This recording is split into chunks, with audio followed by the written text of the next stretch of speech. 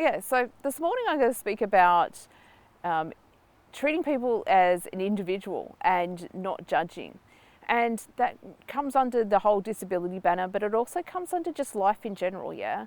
Like, we all have different values and beliefs, and the way that we're brought up and our systems of thinking. And, you know, what I do is very different to what somebody else does.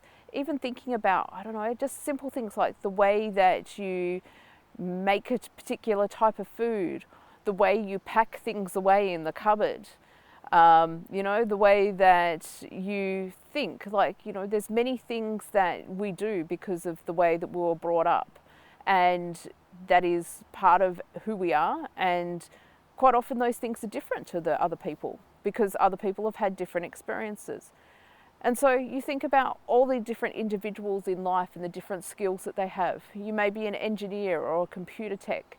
And so you think very differently to somebody who may be a psychologist or someone who, you know, thinks more on a different level, because sometimes people have got that really logical sort of patterns of thinking. Sometimes people have got a really emotional pattern of thinking. Some people are just very carefree and just take things as they come. And so it's really important to remember that everyone is individual, and what works for you may not work for somebody else. And quite often we find ourselves quietly judging, or sometimes loudly judging, others because we're comparing them to our own belief systems. So have a think about, okay, is this really right, the way that I'm judging somebody else? Or is this just being because of my own values and my own belief systems?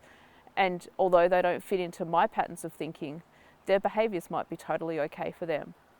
So next time before you judge somebody, have a think, and don't do it as quickly before you actually consider what the background is and actually what your values are, and maybe how their values may be different.